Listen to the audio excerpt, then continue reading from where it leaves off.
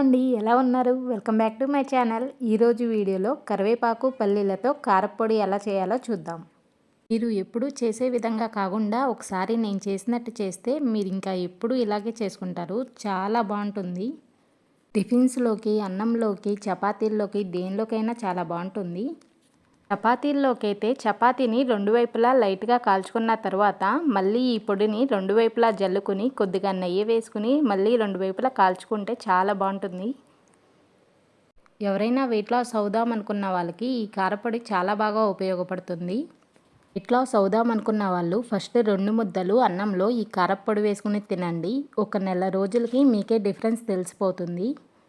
కరివేపాకు హెయిర్ ఫాల్ని ఆపటానికి, రక్తాన్ని శుద్ధి చేయడానికి చాలా బాగా ఉపయోగపడుతుంది. అలాగే 6 నెలలు ఫ్రిడ్జ్లో పెట్టకపోయినా నిల్వ ఉంటుంది. మీరు నా వీడియోని లైక్ చేయకపోతే లైక్ చేయండి. ఇక ప్రాసెస్లోకి వెళ్ళిపోదాం. కరివేపాకుని మరీ లేతది కాకుండా ముదురుది కాకుండా మధ్య రీతిలో ఉన్న దాన్ని తీసుకుని నీట్గా వాటర్ పోసుకుని ఒక 2 సార్లు క్లీన్ చేసుకుని ఫ్యాన్ కింద పెట్టి ఒక గంట సేపు ఆరనివ్వండి. తడి ఎక్కడా లేకుండా పూర్తిగా ఆరనివ్వండి. ఈలోగా 2 చిప్పల ఎండు కొబ్బరిని చిన్న చిన్న పీసెస్గా కట్ చేసుకుని పక్కన పెట్టుకోండి. మీ దగ్గర ఎండు కొబ్బరి లేకపోతే పచ్చి కొబ్బరి అయినా పర్వాలేదు, కానీ ఎండు కొబ్బరి అయితే ఎన్ని నెలలైనా కారపొడి నిల్వ ఉంటుంది. ఇప్పుడు స్టవ్ మీద ఒక కడాయి పెట్టుకుని 3 నుంచి 4 టేబుల్ స్పూన్ల ఆయిల్ పోసుకుని ఆయిల్ బాగా హీట్ అయిన తర్వాత 10 నుంచి 15 ఎండుమిరపకాయలని హై ఫ్లేమ్లో ఒక 2 నిమిషాలు ఫ్రై చేసుకుని వెంటనే తీసేసుకోండి. ఇప్పుడు అదే బాండీలోకి 1 కప్పు వరకు పల్లీలను వేసుకుని పల్లీలు బాగా ఫ్రై అయ్యి చిటపటలాడేటప్పుడు తీసేసుకుని పక్కన పెట్టుకోండి. ఇప్పుడు స్టవ్ ఆఫ్ చేసుకుని హీట్ అయి ఉన్న ఆయిల్లోకి 1 కప్ శనగపప్పు వేసుకుని ఫ్రై చేసుకుని తీసేసుకోండి. శనగపప్పు బాగా ఫ్రై అవ్వకూడదు కాబట్టి స్టవ్ ఆఫ్ చేసుకుని ఫ్రై చేసుకోండి. ఇప్పుడు స్టవ్ మీడియం ఫ్లేమ్లో పెట్టుకుని ఎండు కొబ్బరి ముక్కలు అయితే ఒక 2 నిమిషాలు ఫ్రై చేసుకుని తీసుకుంటే సరిపోతుంది. పచ్చి కొబ్బరి అయితే కొబ్బరి ముక్కలు గోల్డెన్ కలర్లోకి వచ్చేదాకా ఫ్రై చేసుకోండి.